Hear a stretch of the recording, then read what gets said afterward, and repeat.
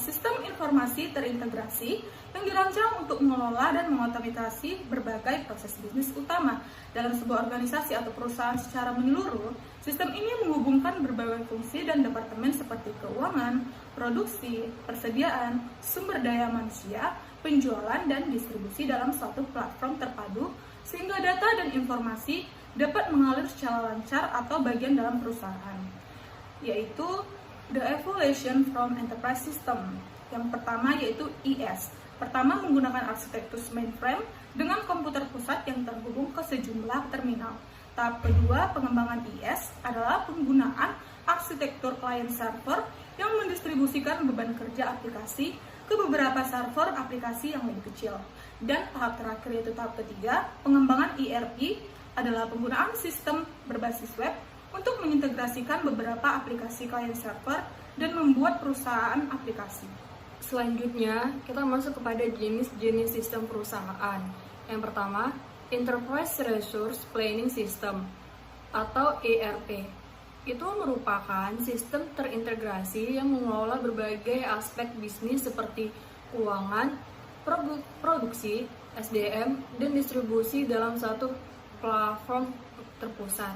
Yang kedua, ada Supply Chain Manager atau SCM. Itu adalah sistem yang mengelola rantai pasokan dari pengadaan bahan baku hingga pengiriman produk akhir kepada pelanggan untuk efisien proses. Yang ketiga itu ada Customer Relation Management atau CRM, yaitu sistem yang membantu mengelola hubungan dengan pelanggan termasuk data pembelian, preferensi, dan interaksi pelanggan. Baik, selanjutnya itu kita masuk kepada sistem informasi operasional, yang dimana sistem informasi operasional itu digunakan untuk tugas-tugas yang terlibat dalam menjalankan bisnis sehari-hari.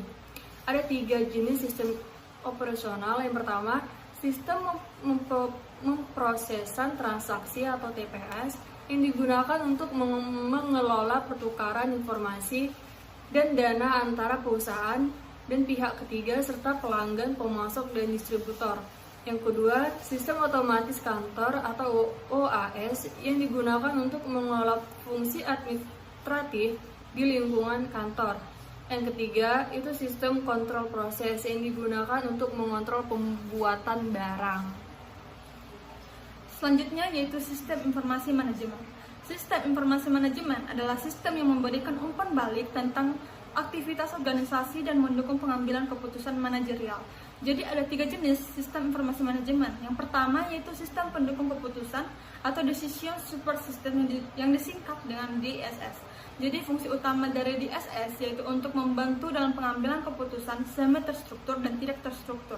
Digunakan sebagai tingkatan manajemen dan mudah digunakan oleh manajer untuk mendapatkan wawasan dari data. Yang dimana komponen utama dari DSS yaitu dialog, data, dan model. Yang selanjutnya yaitu sistem pelapor informasi atau Information Reporting System yang disingkat dengan IRS.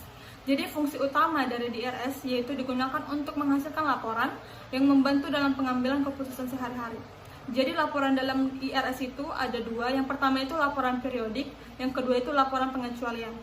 Yang ketiga yaitu sistem informasi eksekutif atau Executive Informasi System yang disingkat dengan EIS. Jadi EIS ini adalah sistem yang dirancang khusus untuk manajer senior agar mereka bisa menganalisis data, membandingkan tren, dan mengambil keputusan strategis dan mudah. Oke teman-teman, kita masuk ke dalam materi selanjutnya yaitu Departmental Application.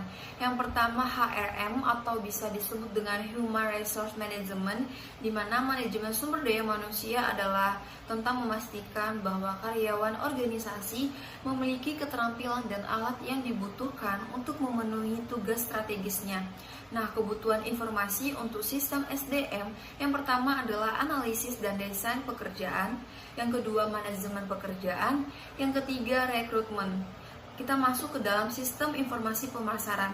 Nah, dalam perusahaan ternyata sistem informasi bagi pemasaran digunakan untuk membantu aktivitas penting seperti penjualan pelangganan e-commerce. Sisi penjualan merupakan komponen utama dari e-business. Yang terakhir kita masuk ke dalam sistem informasi akuntansi. SEA digunakan untuk aktivitas keuangan yang terjadi di setiap organisasi. Nah, sistem akuntansi operasional ini berfokus pada pencatatan transaksi bisnis harian, yaitu aliran dana melalui semua organisasi.